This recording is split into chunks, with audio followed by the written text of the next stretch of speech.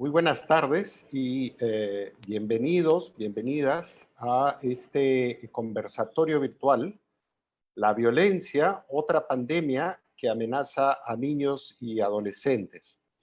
Se trata de un tema, por supuesto, de urgente importancia, que a menudo no atendemos o no le damos, pienso, la importancia debida porque estamos preocupados por otros temas que ciertamente son urgentes, como la salud y la falta de empleo y el crecimiento económico. Pero la pandemia nos está poniendo al frente de muchísimos retos y este es sin duda uno que deberíamos enfrentar. Entonces, tenemos el gusto de contar esta tarde con nosotros con Vanessa Rojas, que es una investigadora de GRADE, que hizo un estudio justamente sobre este tema en el marco del estudio longitudinal Niños del Milenio. Para los que no conocen Niños del Milenio, les cuento que es un estudio de esos que uno como investigador siempre quisiera tener, la verdad, porque se trata de un estudio longitudinal, es decir, hemos seguido la vida de dos grupos de jóvenes, uno desde el año de edad hasta este año que cumplen 19, y el segundo desde los 8 años hasta los 26 años. Entonces, a lo largo de estas historias de vida, hemos ido aprendiendo mucho sobre su sentido del bienestar, digamos, en el lado positivo, pero en el lado negativo muchísimos eventos que han significado retos, por decirlo menos, para los jóvenes, como los dos casos que nos va a relatar aquí Vanessa. Se trata de estudios que han sido publicados y que fueron hechos antes de la emergencia sanitaria y que en unos minutos ustedes van a poder ver. Están disponibles en la página web de GRADE, ¿no? Antes de empezar, yo quisiera agradecer a las instituciones que han hecho posible esta presentación y estos estudios, que son, en primer lugar, la Cooperación Británica, el Departamento para el Desarrollo Internacional de la Cooperación Británica, FID, perdón, por sus siglas en inglés, que ha permitido este estudio a lo largo de varios años. Y más recientemente hemos tenido la suerte realmente de contar con la colaboración de una fundación internacional que se llama ODF, Old Dart Foundation en inglés, que ha tenido mucho interés en no solo que se hagan estos estudios, sino también en difundirlos y discutirlos, que es, pensamos, la forma de que este tipo de conocimientos den frutos, ¿no? Entonces vamos a empezar con Vanessa. Rápidamente, Vanessa tiene una maestría en ciencias políticas, es antropóloga de la Católica y luego tiene una maestría en ciencias políticas de la misma Pontificia Universidad Católica del Perú y está terminando un doctorado en la Universidad de Barcelona. Ella ha trabajado muchísimos temas vinculados a educación, transiciones educativas, bienestar infantil, calidad educativa, relaciones de poder e infancia, a menudo con un enfoque de género, que pensamos que es importante para temas como este, es muy relevante, ¿no?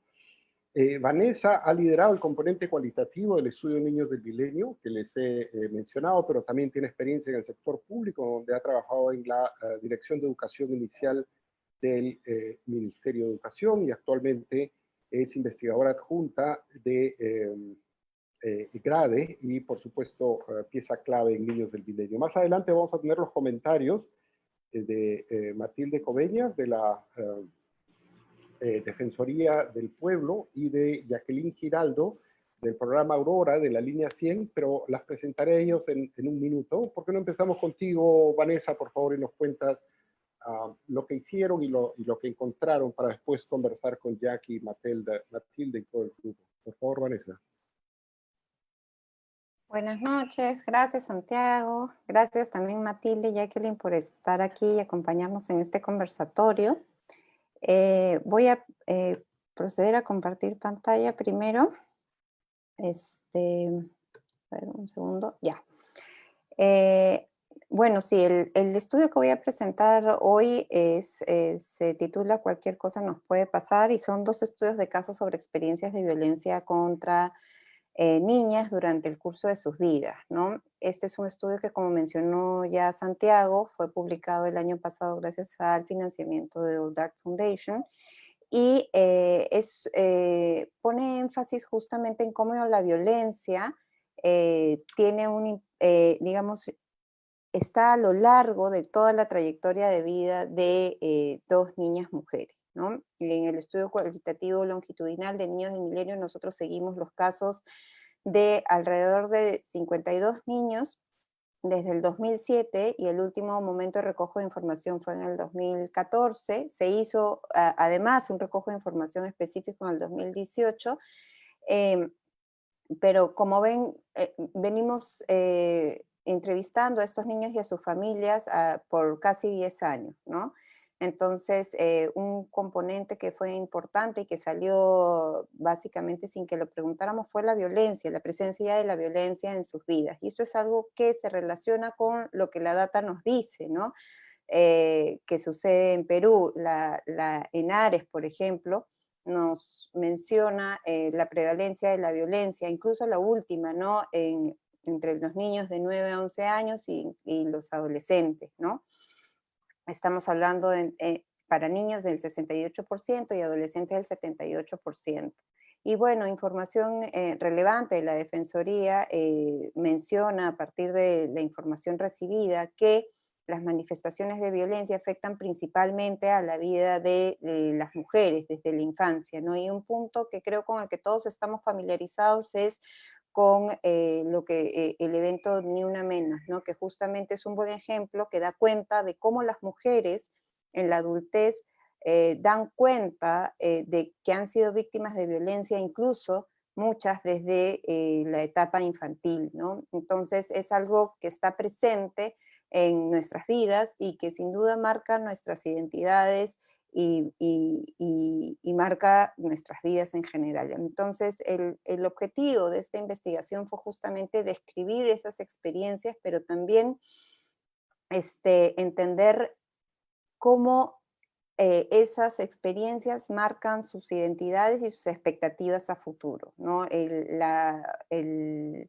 enfoque para analizar la violencia en este caso fue a partir de un enfoque multidimensional que comprende que la violencia no solo se desenvuelve en un entorno, sino que este está relacionado con otros entornos, o sea, que si bien hay factores de riesgo a nivel individual que hacen que haya violencia, también lo hay a nivel interpersonal y familiar e incluso comunitario, ¿no? Y que no son independientes, sino que se relacionan, que tiene que ver lo que sucede en el entorno comunitario puede estar relacionado con la violencia finalmente que podemos encontrar al interior del hogar, ¿no? Entonces ahora eh, nosotros elegimos para este estudio 2 estudios de caso y los elegimos de manera intencional para dar cuenta justamente de qué había pasado con las trayectorias de la vida de estas niñas desde que empezaron su educación primaria hasta que la concluyeron, ¿no? Y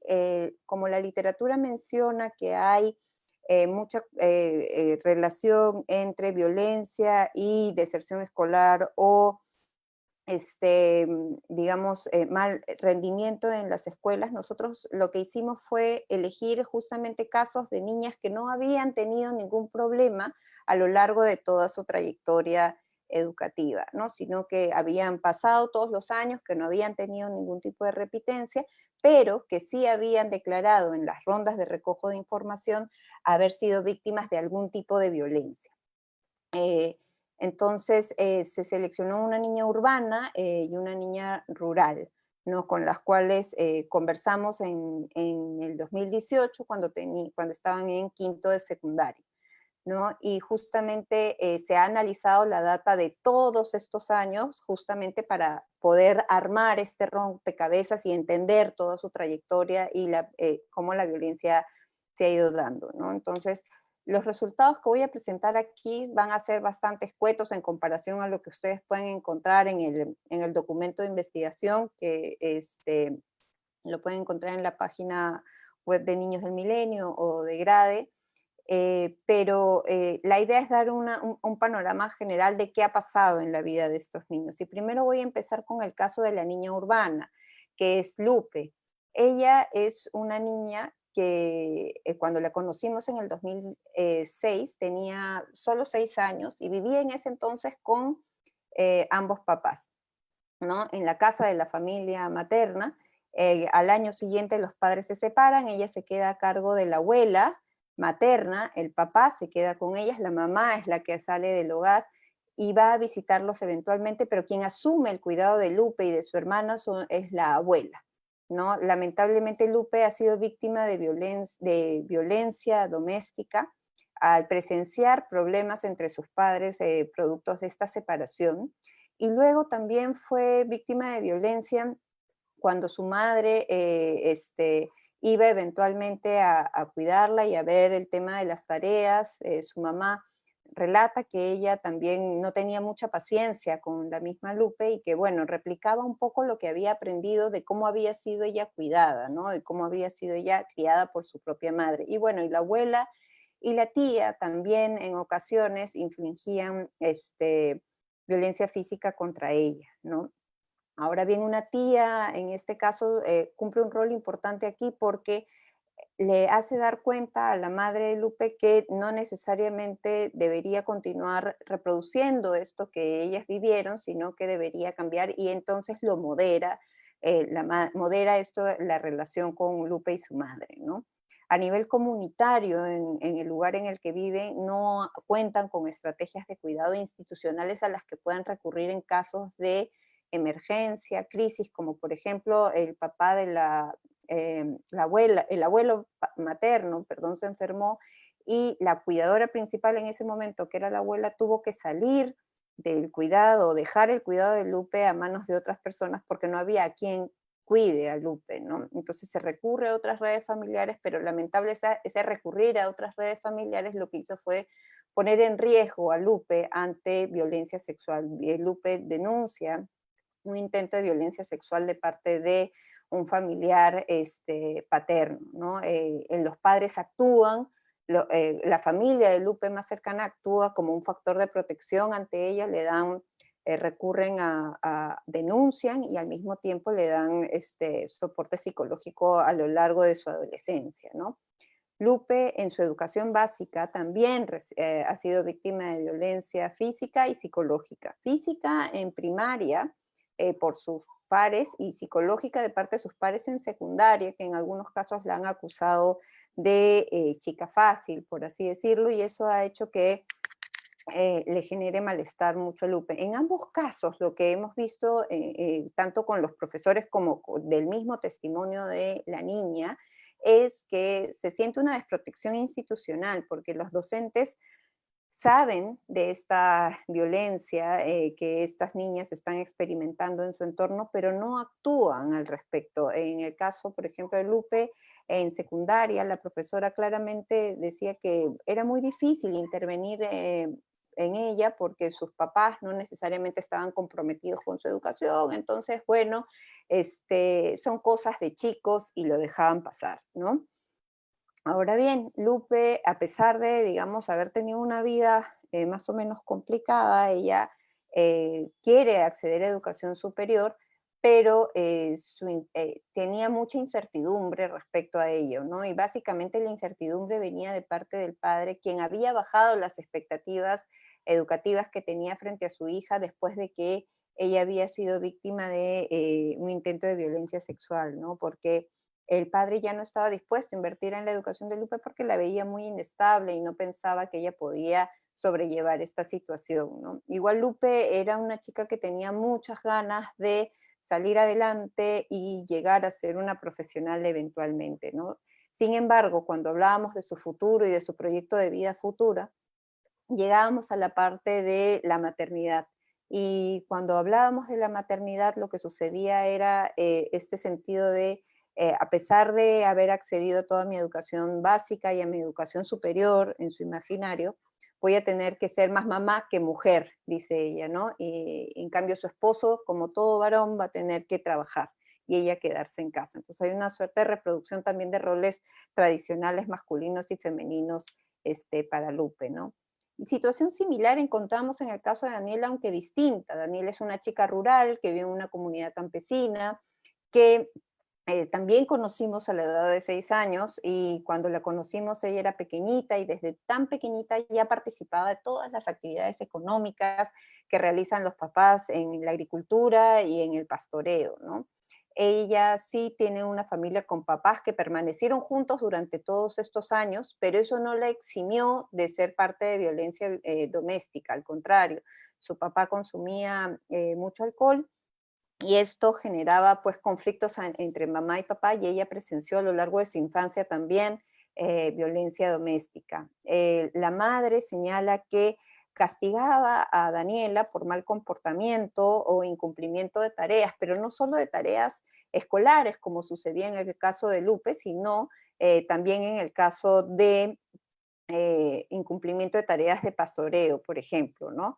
La madre señala que ella hacía esto porque cree que es la forma adecuada en la que se educa a los niños, y que igual lo hacía de manera mucho más moderada a la que lo hicieron con ella, a la educación que ella recibió de parte de su madre, ¿no? Ella ha sido víctima de violencia también de parte de la que vendría a ser la abuela de Daniela, ¿no?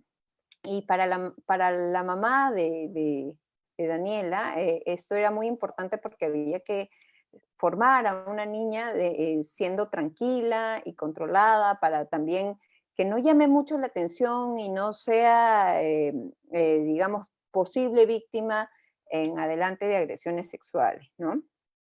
Entonces, para ella había una violencia social al aprendizaje y a su condición de mujer, ¿no?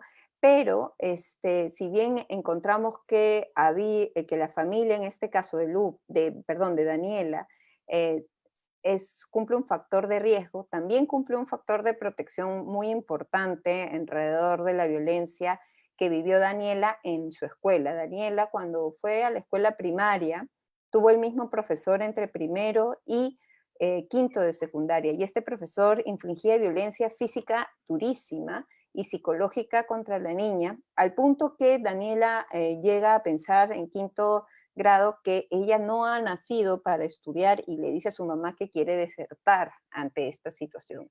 Frente a esto, la madre antes ya ha recurrido al docente para decirle que no golpee tan fuerte a la niña, porque nuevamente ella cree que parte de la educación puede justificar el uso del castigo físico, pero cree que ya ha llegado a un punto en el que el profesor ya no puede hablar con él, entonces recurre al director y recurre a una nueva docente para pedirle que por favor le cambien de salón, ¿no?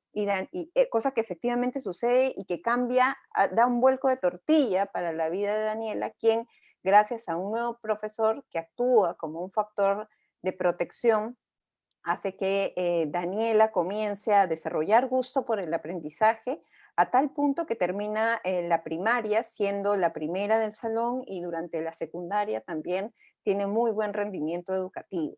No obstante, eso no la deja fuera de ser víctima de violencia psicológica de parte de sus pares.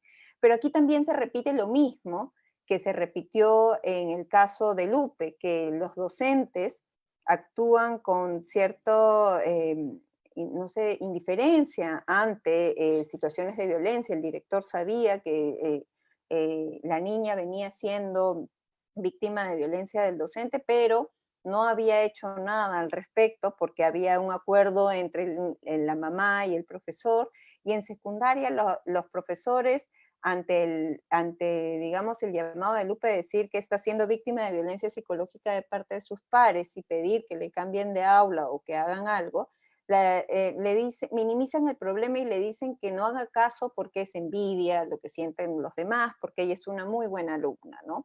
Entonces, nuevamente se reproduce esta idea de silenciar y de asumir un rol sumiso ante violencia, y también de no denuncia, ¿no? Ante esto. Entonces, creo que aquí es muy importante porque la percepción y el uso de la violencia se justifica mucho, ¿no? Como parte de la crianza. Ahora bien, como Daniela le iba muy bien, el acceso superior, a educación superior para ella era algo que venía y que se daba de manera natural. Tal es así que la mamá lo tenía asumido, los padres lo tenían asumido, en la escuela lo tenían asumido y le dan mucho apoyo a Daniela para esto.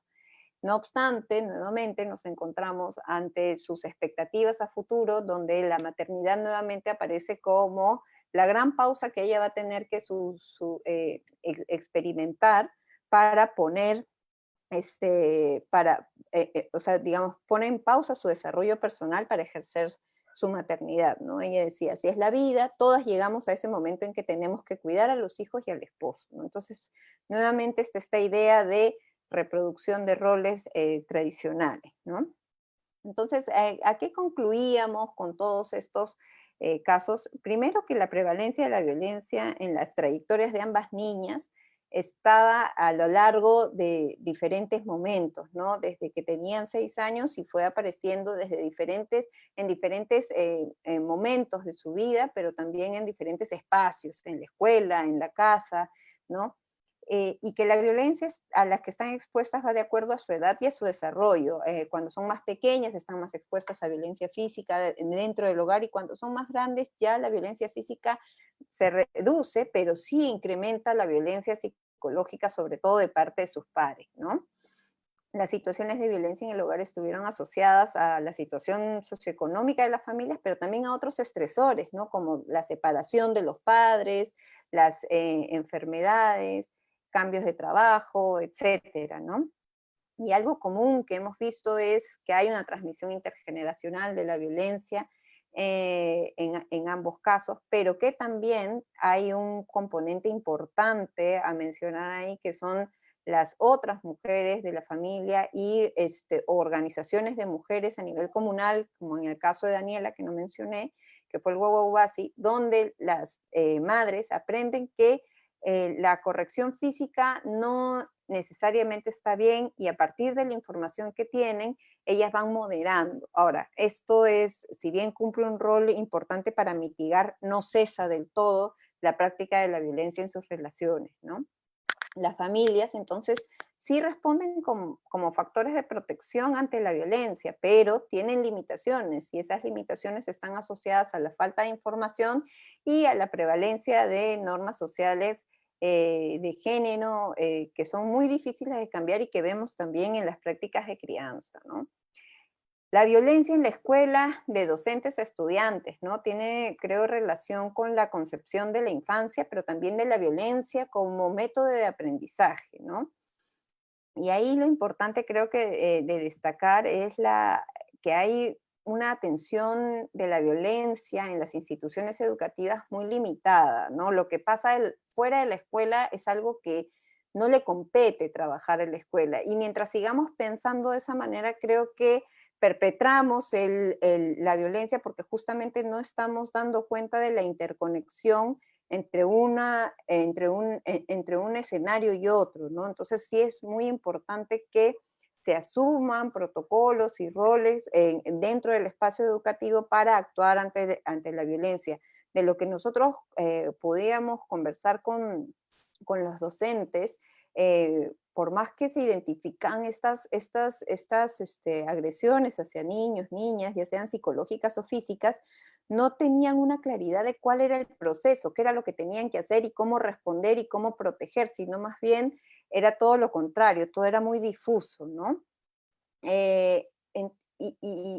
Otra cosa, después de estar pensando mucho sobre estos casos, algo que nos preguntábamos era, ¿y cómo la violencia entonces afecta a estas niñas? ¿No? Porque si uno dice, bueno, pero estas niñas terminaron la educación secundaria y la terminaron muy bien y finalmente no pasó nada, ¿no? O sea, están muy bien, van a ir a la universidad probablemente o al instituto. Entonces, la violencia no generó nada en su vida. Cuando escuchamos sus voces, cuando vemos sus expectativas, cuando vemos cómo ellas se ven a sí mismas, yo creo que sí nos damos cuenta qué cosas están detrás y cómo la violencia sin duda impacta en ellas, ¿no? Las consecuencias en sus propias identidades pueden estar siendo invisibilizadas a veces porque simplemente no repiten de año o porque siguen en la escuela y la concluyen, y eso es algo que creo que es necesario considerar, ¿no? Y un tema que es bastante importante de insistir, creo, es que a veces también las tasas de acceso a la educación nos hacen borrar que hay otras inequidades, ¿no? Y la pregunta que cae de estos casos es, ¿qué pasa con estas niñas y las niñas si es que están recibiendo la educación que necesitan para imaginar y realizar una vida distinta, ¿no? O sea, han ido hacia la escuela, pero sus escenarios futuros son reproducir situaciones de género muy tradicionales, ¿no? Roles de género muy tradicionales. Y la poca interconexión entre el hogar y la escuela expone a las niñas a ser víctimas de violencia continuamente, y eso es algo que creo que es necesario enfatizar e importar, ¿no? Refuerza la cultura del silencio ante la violencia.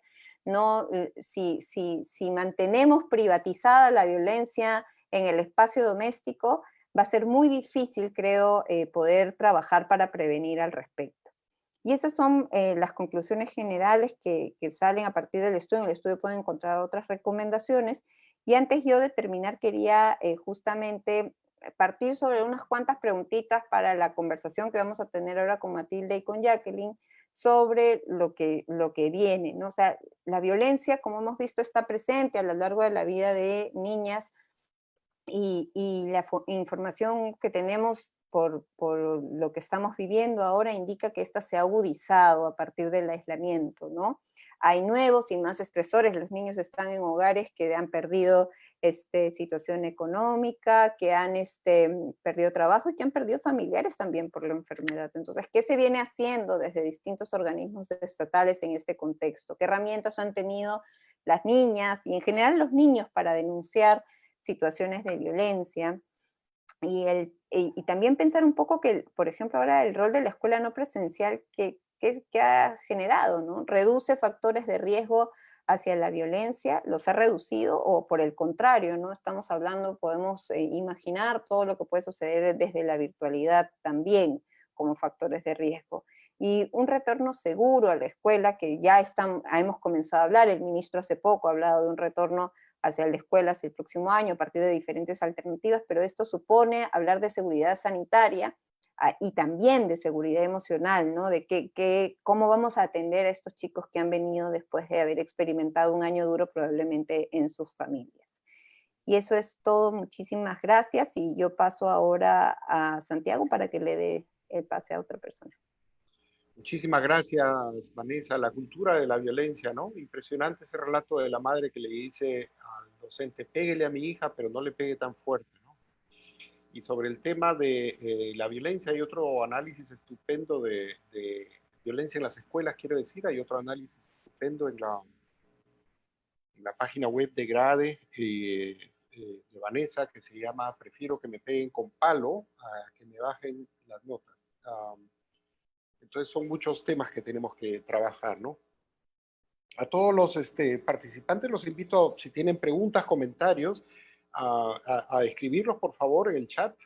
Si es que hay tiempo, vamos a conversar sobre algunos, no puedo ofrecer sobre todos, pero sí que lo vamos a leer incluso después. Ahora vamos a pasar a la parte un poco más aplicada, si quieren, de implementación de trabajo sobre estos temas que levanta Vanessa, ¿no? Y tenemos el gusto de contar con nosotros esta tarde, en primer lugar, con Jacqueline Giraldo, que es abogada de la Universidad Garcilaso de la Vega, conciliadora extrajudicial, tiene estudios de gestión pública en la Universidad Villarreal y de gestión pública también en la Universidad César Vallejo,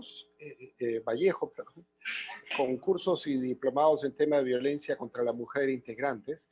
Y lo más relevante para esta conversación, por supuesto, es que es la encargada en este momento del programa de Línea 100, desde julio del 2020, pero en realidad trabaja ya varios años en este programa. Entonces, Jacqueline, por un lado quería preguntarte,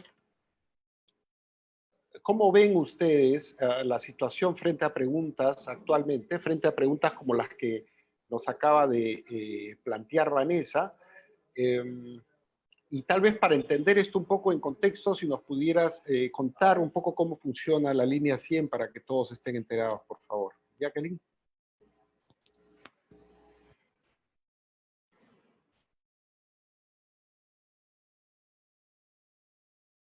Sí, tu micrófono está apagado, Jacqueline.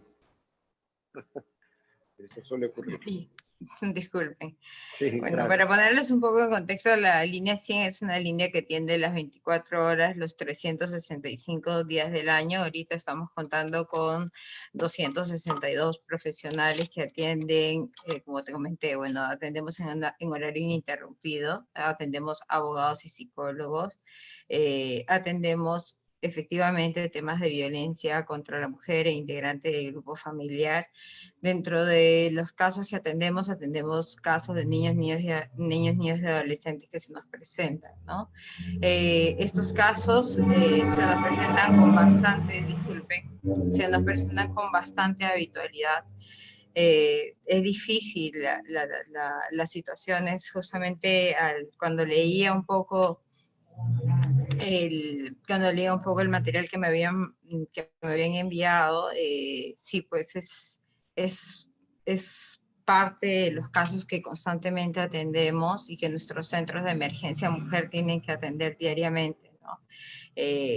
Nuestros centros de emergencia mujer a nivel nacional constantemente tienen que estar tienen que hacer ese tipo de intervenciones, ¿no? Visitas inopinadas, verificar efectivamente si es que es hacer ese tipo de intervenciones para verificar el estado, cómo se encuentran esos niños, en qué situación se encuentran, así como Lupe, así como Daniela, hay otros casos, y tratamos en la medida de lo posible de verificar el estado emocional en que se encuentran, ¿no? Tratando siempre de salvaguardar lo que es la integridad física y emocional de nuestros niños, niñas y adolescentes, ¿no? También contamos con un servicio de atención urgente que también está atendiendo estos casos, y básicamente lo que hacemos incluso es hacer coordinaciones con lo que son nuestras unidades de protección especial, ¿no? Para casos de riesgo de desprotección y desprotección. Tratamos de articular en la medida de, porque cada caso es un caso complejo, todos los casos son complejos, cada caso tiene su particularidad. Entonces, en la medida de que se evalúen los factores de riesgo de cada situación que se nos presenta a través del servicio, es que se evalúa también qué acciones se van a tomar. El profesional de línea 100 es un profesional que está especializado en temas de violencia, ¿no? Está entrenado para identificar qué tipo de acción va a tomar frente a una situación.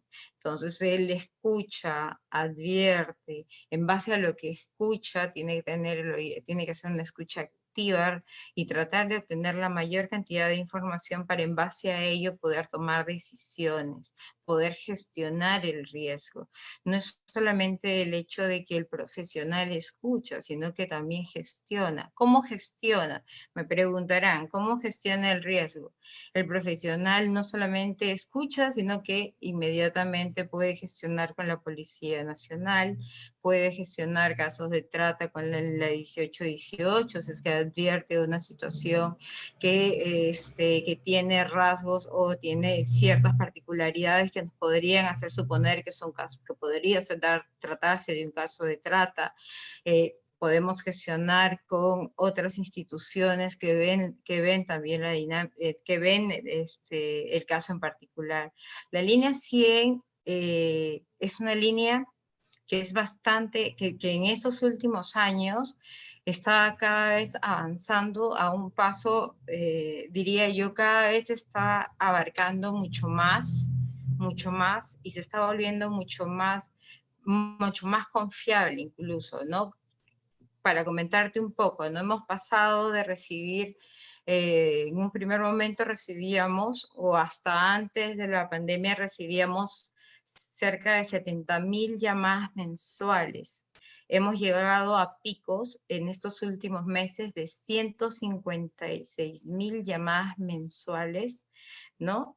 en lo que van en estos meses, y ahora estamos tratando de ver la manera de mejorar el servicio porque no nos estamos dando abasto, pero para estos casos de niños, niñas y adolescentes que son nuestra prioridad, estamos tratando de que nuestro centro de emergencia mujer o nuestros equipos de itinerantes, nuestros equipos de urgencia, nuestros EIU y nuestros servicios de atención urgente sean los que finalmente atiendan estos casos o esta población que particularmente son vulnerables, ¿no? Estupendo, muy interesante, Jacqueline. En el Perú, lamentablemente, tenemos esta cultura tradicional que dice, ¿para qué voy a denunciar si no me van a ayudar, no me van a hacer caso? Pero ahí están ustedes para lograr algunas acciones en este caso. Y me parece muy impresionante la cifra que has dado de 156,000 llamadas al mes y la cantidad de trabajo que se hace. Invito a todas las personas, por supuesto, a mirar el link que hemos puesto en el chat sobre este servicio y sobre otros que, como Centro de Emergencia Mujer, que se ha mencionado, que trabajan en el ámbito del MIMP, ¿no? Muy bien, pasamos ahora entonces a presentar a Matilde Cobeña, que es abogada, graduada de la Facultad de Derecho de la Pontificia Universidad Católica del Perú. Tiene estudios de maestría de Derecho Constitucional y postítulos en Derechos Fundamentales de la Universidad Católica también, y estudios de actualización en Derecho de las Niñas, Niños y Adolescentes. Desde 1998 ha sido docente en la Universidad Católica en diversos temas del derecho, más recientemente el curso de Introducción al Funcionamiento del Sistema de Justicia en Estudios Generales de Letras, donde seguramente habrá convencido de tener esta vocación de abogado y de trabajo en este tipo de campos de varios jóvenes. Desde el 2007 ha trabajado en la adjuntía de asuntos constitucionales y posteriormente en la adjuntía para la niñez y adolescencia en la Defensoría del Pueblo, ¿no? Y desde el 2017 es la adjunta para la niñez y adolescencia de la Defensoría del Pueblo, y creo que todos sabemos el importante rol que cumple la Defensoría del Pueblo en muchos temas que tienen que ver con los derechos fundamentales de la población. Entonces, igual que con Jacqueline, Matilde, si nos pudieras contar un poco la labor de la Defensoría del Pueblo y luego tus reacciones y el tipo de trabajo que tú piensas se puede hacer a partir de los hallazgos de Vanessa, por favor. Muchas gracias, Santiago. Buenas noches a todos y todas y muchísimas gracias nuevamente por la invitación a la Defensoría del Pueblo en representación mía, ¿no? Para poder compartir parte de nuestro trabajo en materia de la lucha contra la violencia hacia la niñez y adolescencia, que forma parte de un eje estratégico de la labor defensorial. Primero quisiera referirme un poco al propio estudio para luego pasar a comentar algunas de las acciones que la Defensoría del Pueblo ha realizado y que además constatan y que coinciden, ¿no?, con muchos hallazgos también de este estudio que muy bien nos ha presentado Vanessa y que es muy importante y que además refleja que muchas situaciones de las que ella encontró en este estudio se podrían estar nuevamente repitiendo en este contexto de pandemia. Es evidente que el estudio que se ha presentado demuestra que la violencia tiene un fuerte componente de género, ¿no? La violencia se da en mayor medida hacia las mujeres desde niñas y en dos ámbitos muy importantes de su vida, en el ámbito escolar e incluso en el ámbito familiar. Esto además nos demuestra, ¿no?, del estudio que se ha presentado, que hay una alta tolerancia a la violencia, pero también hay una alta tolerancia a la culpa de la niña. Siempre se trata con frases de culpabilizar a las mujeres desde niñas los actos de violencia, con frases, por ejemplo, como debes de ser obediente, no andes sola, ten cuidado, pórtate bien, ¿no? Es como que si haces todas estas cosas, no te va a pasar nada, porque si no las haces, entonces puedes estar en riesgo de violencia, y eso es muy fuerte para la vida de una niña, es muy fuerte, ¿no?, tolerar la violencia y además asimilarla también a un componente de culpa que hace mucho daño. Entonces, ¿qué tenemos con este estudio? Justamente en los espacios que deberían ser de protección, en los espacios que deberían ser seguros y libres de violencia, como es el espacio escolar y el espacio familiar, realmente los niños no se están sintiendo protegidos o no se han estado sintiendo protegidos de acuerdo a lo demostrado en ese estudio. Y actualmente en este contexto de pandemia estamos viendo que los niños tampoco se han sentido protegidos en el ámbito familiar, ¿no? Entonces aquí ya vengo a hablar más bien de lo que en este contexto de pandemia la Defensoría del Pueblo advirtió, porque la violencia, como bien señala el título de este conversatorio, la violencia también es una pandemia. Ha sido una pandemia antes de esta propia pandemia por el coronavirus que estamos viviendo, ¿no? Y sigue siendo una pandemia también para la vida de los niños en este contexto de emergencia sanitaria. La Defensoría del Pueblo advirtió al inicio de que se decretara el aislamiento social obligatorio para cuidar nuestra salud, que también se tuviera en cuenta el riesgo, el mayor riesgo que podrían sufrir los niños, niñas y adolescentes, las mujeres también y otros integrantes del grupo familiar, al estar conviviendo con sus agresores en este contexto de aislamiento, porque la violencia se podría recrudecer. Y efectivamente las cifras que presenta el MIN, las llamadas a la línea 100 que ha presentado Jacqueline, eso nos demuestra que ha sido así. Los niños y las niñas han estado, ¿no?, en violencia, han estado sufriendo violencia. Por eso es que tenemos más de 43.910 llamadas que han hecho niños, niñas y adolescentes en estos últimos meses, ¿no?, según lo contabilizado hasta agosto. Lamentablemente la violencia continuó, ¿no?, y por ello la Defensoría del Pueblo realizó 2 informes especiales. Uno, en los primeros meses de la pandemia, el informe 007, que daba cuenta de los problemas de violencia hacia los niños, de acuerdo a los casos que habían venido atendiendo sus oficinas a nivel nacional, ¿no? Y justamente encontramos, ¿no?, casos de violencia en el ámbito familiar, donde además la propia policía no comunicaba a los juzgados de emergencia de ese entonces esos actos de violencia, sino más bien decía que deberían hacerlo luego de la cuarentena.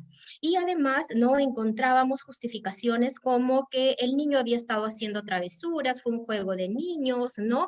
No, nadie lo ha violentado. Encontramos el caso de un niño, ¿no?, que se quemó su cuerpo en una zona alejada del país, ¿no? Y más bien lo atribuían a un acto de descuido. Y no se iniciaban las investigaciones respectivas para verificar, de acuerdo a lo que nos habían informado los vecinos, que el niño había sido violentado por la propia familia, ¿no? Entonces, vemos una alta tolerancia en los propios integrantes operadores del sistema de justicia, como es la policía. Incluso ya en otro informe defensorial que hicimos, otro informe especial, el 21, relacionado específicamente a la violencia sexual, también encontramos que la policía se demoraba, ¿no?, en comunicar este tipo de actos a los juzgados de familia para que puedan dictar las medidas de protección. O cuando lo comunicaban debidamente, era el propio juzgado de familia, ¿no?, el que demoraba a dictar las medidas de protección. Y en casos en los cuales los agresores habían sido los propios integrantes de la familia, habían sido los propios progenitores. Entonces, esto nos demuestra que la violencia ha continuado dándose y que además ha estado presente en un entorno que, en lugar de ser seguro para los niños, en un entorno que en lugar de ser de protección para los niños, más bien se ha convertido en un espacio inseguro, en un espacio de desprotección, en un espacio donde los niños han estado sufriendo violencia. Y es probable que muchos niños y niñas no hayan denunciado estos casos. Por ello, también la Defensoría del Pueblo pidió desde el inicio de la pandemia que los servicios de atención a la violencia se tenían que fortalecer. como la línea 100, como los centros de emergencia mujer, como también las unidades de protección especial, porque ante un caso de violencia la policía tiene que comunicar inmediatamente a las unidades de protección especial también por el riesgo de desprotección familiar que podrían estar sufriendo estos niños al tener a sus agresores, a sus propios progenitores, ¿no? Entonces los problemas lamentablemente han continuado y ello nos ha llevado también a hacer recomendaciones, diversas recomendaciones a las distintas entidades que forman parte del sistema de justicia, ¿no? A las distintas entidades que forman parte de los órganos de protección de los niños, niñas y adolescentes. En algunos casos han sido acogidas estas recomendaciones, en otros todavía hay mucho por hacer y hay que replantear las estrategias. Hay que replantear las estrategias en este contexto de pandemia, porque estamos viviendo una nueva etapa donde estos servicios tienen que funcionar de otra manera y hay que fortalecer la atención. Pero no hay que concentrarnos en la atención, la Defensoría del Pueblo también lo ha señalado. Hay que trabajar muchísimo por una política de prevención, fortalecer las medidas de prevención que ya se están realizando en algunos ámbitos, pero sobre todo tener una política construida de prevención para que no se sigan repitiendo los casos. Está altamente probado, de acuerdo a estudios, que es mejor invertir en prevención de la violencia que en seguir invirtiendo en atención de la violencia. Está bien perseguir el delito, está bien sancionar a los agresores y especialmente hay que preocuparnos por las víctimas, por su recuperación. Pero el problema es que nos seguimos concentrando en la atención y estamos haciendo poco o nada por la prevención. Y eso implica además tener una cultura de respeto a los derechos de los niños, niñas y adolescentes. Si tuviéramos una cultura de respeto, de que todos los niños y niñas tienen derechos, de que son sujetos de derechos, ¿no? Si les reconociéramos también como seres humanos con derechos, tal vez, ¿no? Si teniendo esa cultura implantada, menos niños tendríamos violentados, pero todavía los niños se consideran como propiedad de los padres y por lo tanto los padres se sienten, ¿no? Con la autoridad de castigarlos, de usar el castigo, como bien señala el estudio, para criarlos, para formarlos, o los docentes se sienten con autoridad, ¿no?, de poder usar el castigo físico y humillante para que los niños y las niñas puedan aprender las lecciones, por ejemplo. Entonces aquí hay un trabajo pendiente, hay un trabajo muy fuerte que se tiene que hacer y que tiene que tomar en cuenta la diversidad de niños. Nos ha presentado Vanessa casos del ámbito rural como del ámbito urbano, pero también hay que tomar en cuenta la otra diversidad de los niños indígenas, los niños afrodescendientes, los niños migrantes. Hemos tenido un último caso que hemos atendido de un caso de un niño migrante que había sido violentado terriblemente por su padrastro y que fue conocido a nivel nacional hace unas semanas, ¿no? Y también estamos recibiendo casos de violencia familiar a adolescentes LGTBI. Entonces, este problema de la violencia se tiene que tomar en cuenta la diversidad de infancias y de adolescencias que hay. Y para terminar, quisiera referirme a algunas recomendaciones muy importantes de este estudio realizado por Vanessa y que coinciden también con hallazgos y recomendaciones relacionadas con el trabajo defensorial. Por ejemplo, una de las recomendaciones que nace de todo este estudio es la necesidad de incorporar la discusión acerca de la violencia en el entorno familiar en las propias escuelas. Por supuesto, hay que incorporar esta discusión, pero también hay que actuar. Hay que accionar. Hoy en día el Minedu ya tiene 6 protocolos de atención de la violencia. El 6º protocolo justamente tiene todo el procedimiento para que la comunidad educativa y especialmente para que los docentes y los directores sepan cómo actuar ante un caso de violencia por parte de un familiar o de un tercero, ¿no? Lo que pasa es que este protocolo no es conocido todavía. En una supervisión realizada por la Defensoría del Pueblo a 1000 escuelas, ¿no?, tanto de educación básica regular como los CEBAS, los famosos CEBAS, ¿no?, encontramos de que los protocolos no eran conocidos y si los conocían, los docentes no habían recibido capacitación. Entonces es difícil para ellos implementar, ¿no?, este protocolo y saber cómo actuar ante un caso de violencia, ¿no? Entonces, y una de las recomendaciones precisamente fue difundir más estos protocolos que incluso hace unos meses también han sido adaptados a la modalidad virtual, porque estos protocolos habían sido pensados para la educación presencial y ante este contexto de pandemia, teniendo ahora la modalidad virtual, era necesario también. Y hay unas cosas, y no todo es negativo, no todo es que no conozcan los docentes. Hemos tenido buenas prácticas también, digamos, una experiencia positiva por parte de algunas UGELes en Lima, por ejemplo, que nos han solicitado capacitarlas en estos protocolos, especialmente en el protocolo número 6 sobre violencia familiar, porque estaban advirtiendo que sus estudiantes estaban teniendo problemas de violencia familiar. Eso es positivo. Aquí vemos a un docente que se está involucrando. Entonces, la Defensoría del Pueblo apoyó en esta capacitación. Otra de las recomendaciones importantes es que se señala que es necesario contar con mejores estrategias que incrementen la participación de la niñez y adolescencia. Por supuesto, los niños, niñas y adolescentes también tienen voz acá, también tienen derecho a opinar y hay que escucharles, hay que saber sus necesidades. Por ejemplo, en un espacio que tiene que ver con la atención de casos de violencia, ¿no? Los niños tienen que formar parte, o por lo menos un representante de los estudiantes tiene que formar parte de los comités de tutoría.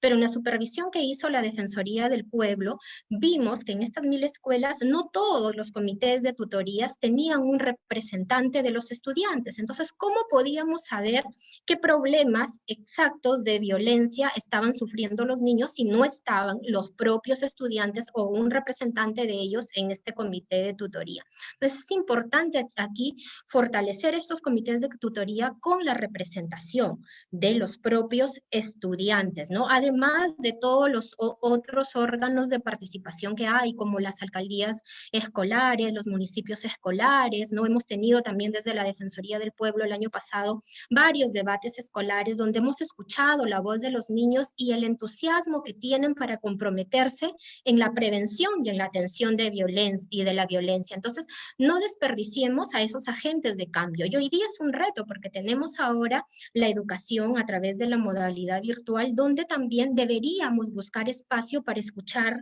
la voz de los propios estudiantes. Y finalmente, hay algo muy importante también, dos cosas muy importantes de este estudio que tienen que ver con el enfoque de género y la educación sexual integral. La Defensoría del Pueblo ha respaldado el enfoque de género. Además, cree también que es necesaria la educación sexual integral para prevenir la violencia, para que los niños sepan detectar los riesgos de la violencia, pero también para prevenir, ¿no? Los embarazos en adolescentes, ¿no? Es muy importante la educación sexual integral y hemos hecho una supervisión hace unas semanas sobre también educación sexual integral para prevenir el embarazo, que vamos a dar los resultados próximamente. Y por último, respecto al marco institucional claro de la ley que prohíbe el uso del castigo físico y humillante en el ámbito educativo, es cierto, hay que tener este marco institucional claro. El Minedu ha hecho esfuerzos teniendo estos protocolos, pero también teniendo este protocolo número 6, trabajado en conjunto con el Ministerio de la Mujer, pero que necesita ser difundido, como hemos dicho hace unos minutos. Necesita ser difundido, conocido, porque no basta que esté aprobado. No basta que la ley también que prohíbe el uso del castigo físico y humillante esté vigente. La ley es importante, pero no basta por sí sola. Hay que seguir difundiéndola, hay que seguir capacitando a los docentes, ¿no? Para que sepan que los entornos escolares, más aún en este contexto de pandemia, necesitan ser espacios seguros e integradores. No están yendo a las aulas los niños, efectivamente, pero están recibiendo educación de esta manera como nosotros tenemos el conversatorio, pero hay otros riesgos que pueden estar teniendo los niños a través del uso de las tecnologías de la información y de la comunicación, ¿no? Y esto hace también que se haga mucho más necesario ese reforzamiento de las capacidades, de la formación que deben tener y el apoyo que deben tener los docentes y también los directores, por ejemplo, y que debe partir no solo de la propia escuela, sino que también debe partir de las UGELes y de las direcciones regionales de educación. El año pasado hicimos una supervisión a las direcciones regionales de educación y solamente 15 de ellas tenían un plan regional de convivencia escolar. El resto no lo tenía y eso es preocupante. Y en un contexto de pandemia vamos a tener que supervisar también qué tanto se han organizado estas direcciones regionales de educación para seguir trabajando la convivencia escolar en un entorno tan nuevo y tan tan retador, ¿no? Y un entorno que exige seguir sensibilizando sobre los efectos negativos que causa la violencia en la vida de los niños, niñas y adolescentes. Muchísimas gracias y quedo a disposición para las preguntas que consideren pertinentes. Muchísimas gracias, Matilde, muy ilustrativo, igual que Jacqueline, y espero que muchas de las personas que nos escuchan, si no lo habían hecho antes, vean, entiendan y acudan a este tipo de servicios para poder buscar ayuda cuando sea necesario y trabajar con un enfoque de prevención, ¿no? Y de acuerdo con lo último que decías, también en educación, por supuesto, no todo es comprensión de lectura y matemática como a veces se suele pensar, ¿no es cierto? Tenemos que tener un enfoque más integral y basado en el derecho. Hemos recibido una buena cantidad de preguntas, pero a ver, voy a hacer una a Vanessa y luego voy a hacer una para que la contesten tanto Jackie como Matilde. A ver, Vanessa, te preguntan, lo más complicado es que las familias creen que la violencia educa, que es una demostración de preocupación hacia sus hijas. ¿Cómo fue el proceso de la mamá de la primera niña para empezar a alejarse de esa forma de pensar? Bueno, esa pregunta es bien interesante porque nos lleva al caso de Lupe, que es un caso en donde la red que tiene la madre para, digamos, cuestionar sus propias prácticas de crianza son redes también familiares y por lo tanto informales, ¿no? No hay mucha institucionalidad a nivel comunitario, digamos, para que ella pueda recibir información o para que ella pueda buscar información al respecto. Eh, pero existen y, digamos, es súper importante que aunque sea a nivel familiar, haya este tipo de cuestionamientos. Sin duda, es un gran problema que pensemos así a nivel, que asociemos la educación a la violencia, pero ahí lo relevante, creo, y es donde debemos insistir con furia, es en el enfoque de equidad de género, ¿no? Porque es un enfoque de equidad de género que responde a un marco de derechos. Entonces, que apunta por igualdad de condiciones para hombres, para mujeres, que apunta por respeto, construcción de ciudadanía, participación, y que no solo está dirigido, o sea, pensar en un enfoque de equidad es una política nacional, que no solo le compete al Ministerio de Educación, sino que le compete a todos los ministerios y que por lo tanto es algo que se tiene que trabajar a todo nivel, ¿no? Que debería llegar tanto a las madres como a los niños, como a las abuelas, como a todos los ciudadanos, ¿no? Entonces creo que esa es una manera por donde empezar, ¿no? Y comenzar a cuestionar las masculinidades también, ¿no? Las masculinidades en las que en las que nos hemos formado, creo. Gracias, Vanessa. No puedo resistir a hacerte otra pregunta muy cortita, por favor, la respuesta, porque te he escuchado hablar de esto y sé que tienes ideas al respecto. ¿Cuáles fueron, te preguntan, las estrategias que usaron las estudiantes para sobrevivir a estos escenarios de violencia? ¿Qué tuvieron que sacrificar y qué tuvieron que empoderar? Dice la pregunta. A ver, cuando las adolescentes son, perdón, cuando las niñas todavía son pequeñas, en realidad su primer mecanismo, los niños, y eso es algo bien importante que también ha dado cuenta Jacqueline y Matilde a partir de la información de la cantidad de denuncias que recibe la línea 100, es que los niños denuncian, los niños dicen, estoy siendo violentado, pero somos los adultos los que parecemos no escucharlos.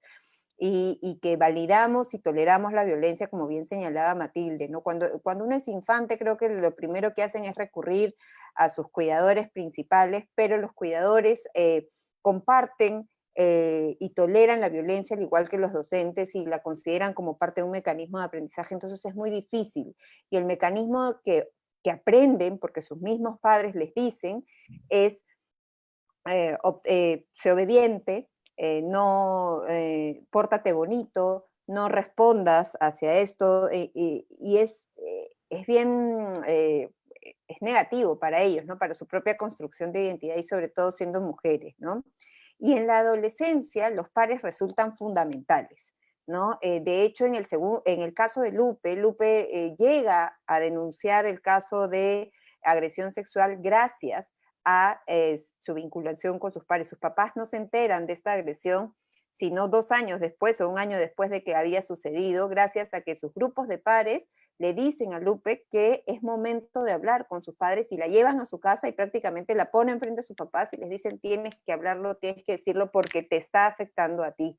Y los padres resultan fundamentales en este proceso de empoderamiento, creo, y también que resulta bien importante de ponerlo sobre la mesa ahora en un contexto en donde hemos perdido, bueno, no perdido totalmente, pero en donde ya la presencialidad con el par ya no es una cuestión cotidiana, ¿no? Sino ahora todo es a través de otros medios. Entonces, ¿qué se gana, qué se pierde en todo este proceso? Es algo que también es algo sobre lo que hay que pensar, ¿no? Que me parece importante ahora. Gracias, Vanessa.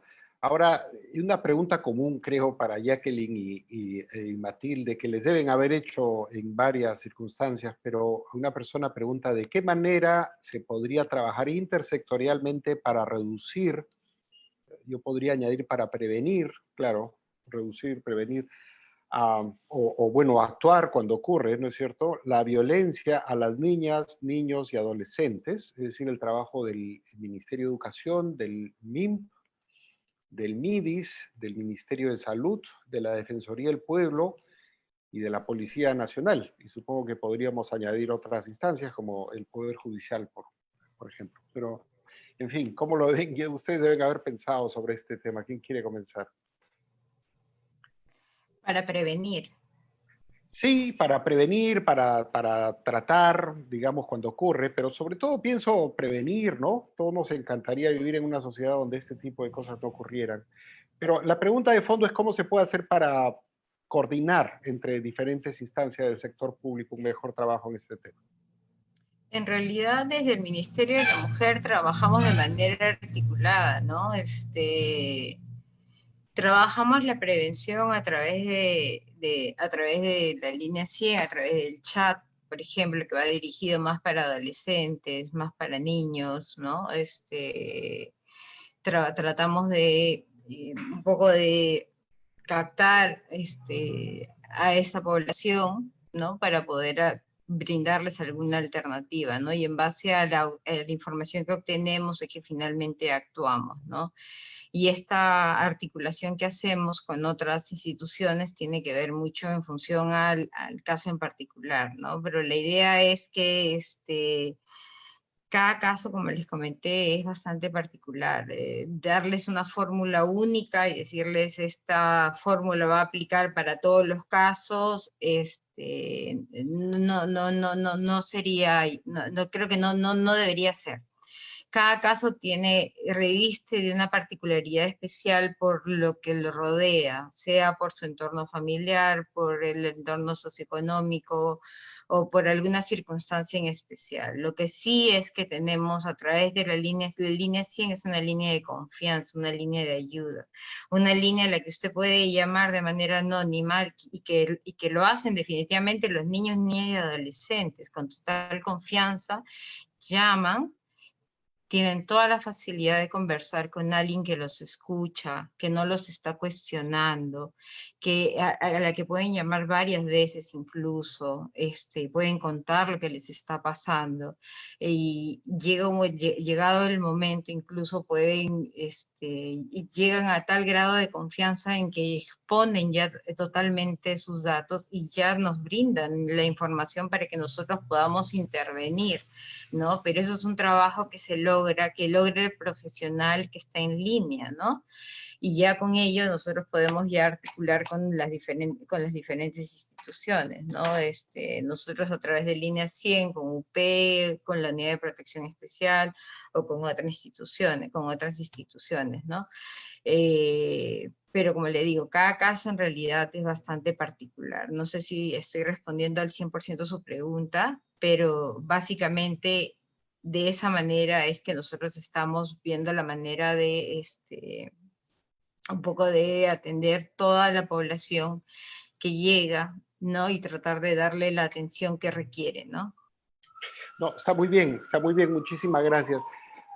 Si le puedo hacer una repregunta, sin revelar Claro. nombres, por supuesto, y los que ha dado Vanessa, por supuesto que son seudónimos y las fotos que ustedes vieron no corresponden a las personas, pero tal vez Jacqueline nos pudiera contar un caso emblemático de un problema que llegó a línea 100, que ustedes vieron la solución y que los dejó particularmente satisfechos. No sin decir nombres, por supuesto, pero vinculado a este tipo de problemática para ver en concreto un poco cómo Mira, fue un caso de principio a fin.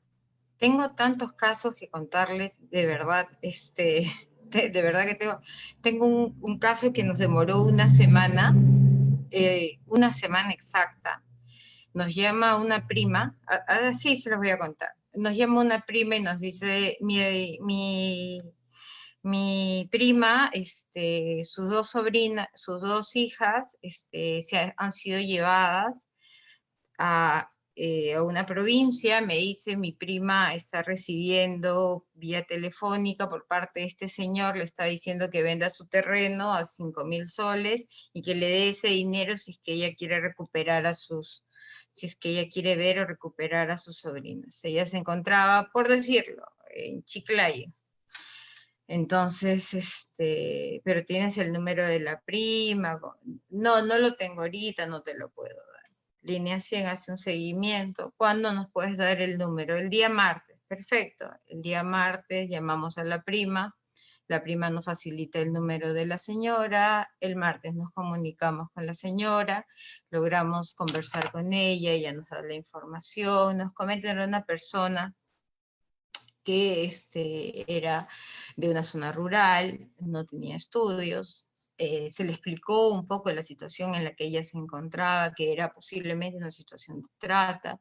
Ella nos comenta de que efectivamente ella llegaba hasta un punto, tomaba un bus, llegaba hasta un punto, y este señor la recogía, la hacía caminar hasta cierto tramo, y de cierto tramo tomaban un mototaxi, y luego las llevaba hasta donde estaban sus hijas, y que finalmente cuando llegaban hasta donde estaban sus hijas, él lo que hacía era, las dejaba verlas, y que no las dejaba solas con ellas, y que ellas como que le habían dicho, le habían hecho ver a su madre, de que este hombre como que les hacía daño, ¿no?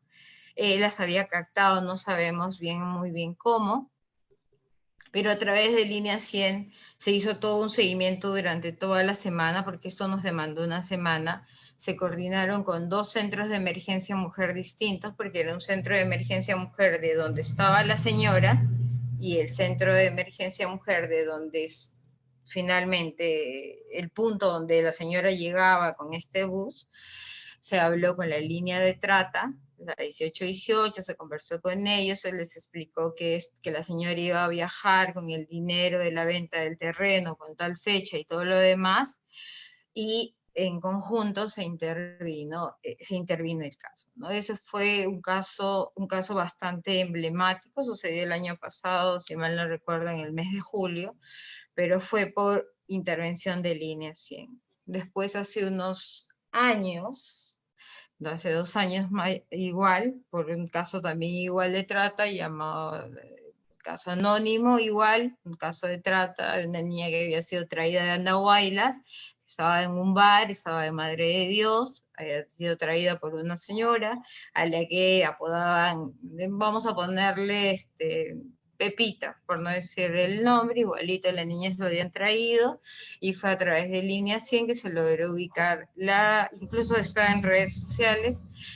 Y así como esos casos, hay muchos casos que que si bien no se han colgado en Línea 100, no se han colgado en las redes sociales, valgan verdades, Línea 100 sí interviene, ¿no? Casos de flagrancia que hemos logrado, porque Línea 100 tiene la consigna, y eso es lo que he pedido, de que todo lo que es flagrancia se logre detenciones y que todos pasen por medicina legal, es el objetivo en este contexto de COVID, donde nuestros servicios, algunos de nuestros centros de emergencia mujer, como medida para evitar la propagación de COVID, suspendieron sus actividades presenciales.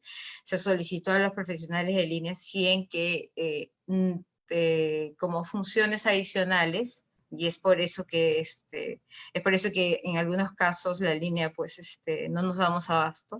Se solicitó a los profesionales de línea que lograran que hicieran un monitoreo a sus usuarias y que logren de que estas usuarias, por favor, lleguen hasta medicina legal y que incluso en algunos casos contacten con familiares para que las acompañen en la comisaría, debido a que nosotros no podríamos trasladarnos físicamente y no teníamos cómo hacer que alguien pues los acompañe. Entonces, hay muchas historias, si bien reconozco que no nos estamos dando abasto, porque, o sea, hay que reconocer también que no nos damos abasto, pero créanme que estamos haciendo, o estamos poniendo de nuestra parte al 100%, y yo puedo dar fe de ello porque yo amo lo que hago, yo doy el 100% de lo que hago, y me aseguro de que los profesionales de línea 100 lo hagan.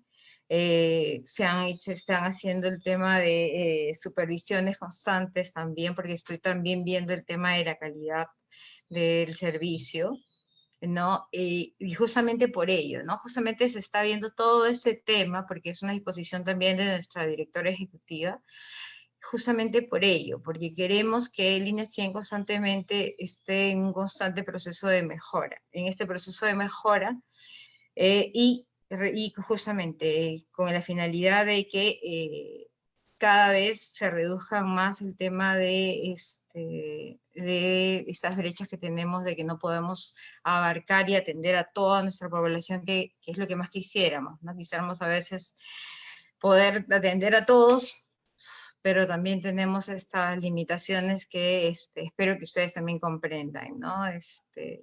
Bueno, eso es todo. Gracias. No, muchísimas gracias. Yo creo que hay que hablar con pasión de estos temas y le agradezco la honestidad, y ojalá que a partir de esto se pueda conseguir más apoyo para este tipo de situaciones que la verdad son conmovedoras, y cada uno de estos casos que ustedes resuelven le cambia la vida a una persona, a una familia, ¿no? Y hay que agradecerlo. Matilde, a ver, volviendo a la pregunta de la coordinación intersectorial, a veces ustedes hacen sus informes defensoriales, pero yo he escuchado por ahí que a veces los funcionarios de la Defensoría dicen: lo entrego al ministerio, tal o cual, pero no me llegan a hacer caso. ¿Cómo se puede mejorar la coordinación entre los sectores del gobierno? ¿Cuál es tu experiencia?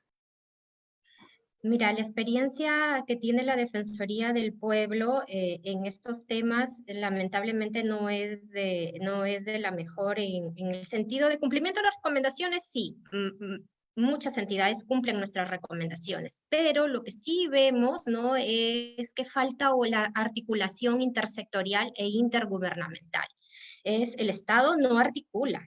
Acá hay actividades y grandes esfuerzos valiosísimos, pero por sectores, esfuerzos aislados, que a veces lo que se hace más bien es un doble esfuerzo y no se llega a tener un gran impacto en la vida de los niños y las niñas. Por eso es importante esta coordinación intersectorial e intergubernamental que plantea, ¿no?, una de las personas que nos está escuchando.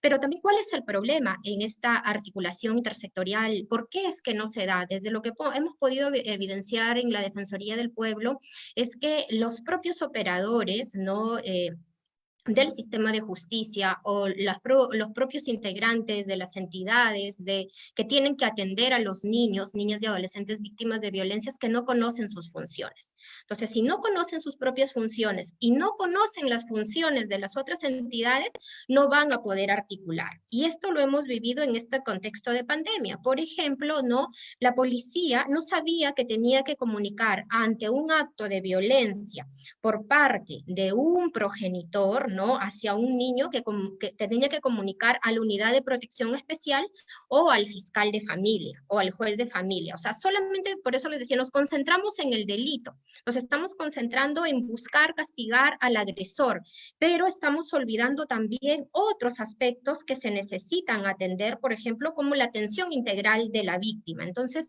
hay varias funciones que tiene que hacer la policía, y por eso es que hemos recomendado, además de comunicarle al juez de familia para para que sancione, ¿no? Y comience todo el procedimiento que se debe hacer frente al agresor, también hay que buscar buscar también la protección familiar de ese niño que ha sido justamente agredido por una persona de su entorno familiar. Y así en otros casos también hemos encontrado que no se conocen esas funciones que deberían cumplirse. En el propio entorno escolar también hemos encontrado, por ejemplo, que las entidades educativas no tienen un directorio de servicios. Entonces, difícilmente al no tener un directorio de servicios y no conocer qué cosa hace cada servicio, es que a veces no comunican, ¿no? Cuando se enteran, por ejemplo, de un caso de violencia familiar. Conocen el protocolo, pero no saben a dónde ir. A veces no conocen los propios servicios de protección a la infancia que están en su propia comunidad. Y nosotros hemos supervisado ello y también hemos recomendado que tengan ese directorio de servicios conociendo todas las funciones propias de cada entidad. ¿Y eso qué está reflejando? Que el sistema de protección de la infancia que hay en este país, que está reconocido en el Código de la Niñez y de la Adolescencia, no está funcionando. Si funcionara el sistema de protección, cada vez que hubiera un caso de violencia o cualquier otro caso que implica una vulneración a los derechos de los niños, se deberían activar todos los servicios que hay para atender a un niño. Entonces, si desconocemos las funciones, no se van a activar esos servicios. El niño va a ser atendido en un aspecto, por ejemplo, un niño víctima de violencia se va a buscar que acceda a la justicia, pero nos vamos a olvidar de su salud integral. Y eso pasa, por ejemplo, también con las niñas víctimas de violencia sexual. Nos concentramos en detener al agresor, que está bien, ¿no? Que le dicten una medida de restricción, una medida restrictiva, como por ejemplo recortar su libertad, pero nos olvidamos de la salud de la niña violentada. Nos olvidamos, ¿no?, de que en el establecimiento de salud se haga toda una atención integral de ella, de su salud física, de su salud emocional, por los graves daños que además eso implica en la vida de una niña. Entonces, desde la Defensoría del Pueblo, nosotros también contribuimos en que las propias entidades conozcan sus funciones para que puedan articular entre ellas, que se active inmediatamente el sistema de protección, el sistema de atención a la infancia se active cuando hay un caso de violencia hacia los niños. Si desconocemos ello, difícilmente vamos a poder cumplir las funciones que nos corresponden, ¿no? A todas las entidades que estamos involucradas en la atención de los niños, niñas y adolescentes, ¿no? Muchísimas gracias, Matilde, muy claro el mensaje. Y retomo el tema de los derechos que tanto has enfatizado en tu anterior presentación. Yo quiero despedir a la ponente y a las comentaristas. Este ha sido un seminario muy interesante para mí. Hay cosas urgentes que deberíamos, por supuesto, tratar con la mayor inmediatez, pero hay cosas más estructurales que tal vez requieren cambios profundos, y siendo el próximo año un año del bicentenario y año electoral, tal vez haya algunas propuestas de los partidos políticos que quisieran trabajar alrededor de esto, ¿no? Ojalá.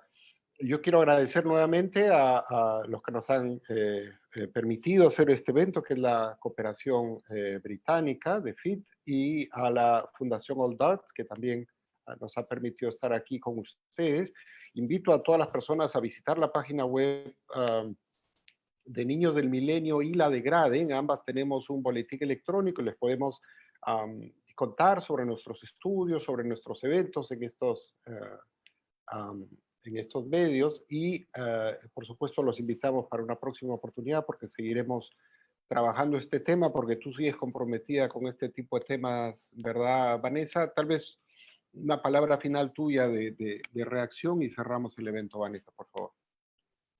Bueno, muchísimas gracias, Matilde y Jacqueline, por todo lo que hemos podido conversar ahora. Creo que, como dice Santiago, a veces este tema parece de nunca acabar, pero es necesario seguir insistiendo porque persiste y porque no debería suceder, ¿no? Y la prevención, como bien hemos señalado, es hacia donde tenemos que llegar todos, ¿no? Y sí, o sea, encantada de seguir trabajando en este tema y de dar más evidencia justamente para ver de cómo trabajar y de cómo hacer que esto disminuya, ¿no? Porque hay que considerar que no se puede enfrentar la violencia desde un ámbito y que es necesario la multidimensionalidad para justamente tener efectos, ¿no? Porque ya tenemos un montón de tiempo con la ENARES 2015-16 nos dice que la cosa no cambia. Y si la cosa no cambia es porque algo no estamos haciendo bien y probablemente es que no estamos viendo la gran imagen, ¿no? Sino solo un lado de la imagen y cada uno se está ocupando de ese lado pequeño de la imagen y no de todo lo que implica relacionar todo lo que sucede alrededor de la violencia, ¿no? Muchísimas gracias, Vanessa, y sin más, yo me despido y le deseo a todos los participantes, por supuesto, que estén muy bien con sus familias y pronto espero que nos encontremos en otro evento. Hasta pronto. Gracias. Chao, Hasta muchas pronto. gracias. Hasta pronto, Santiago. gracias también. Gracias. Chao. Cuídense. Gracias.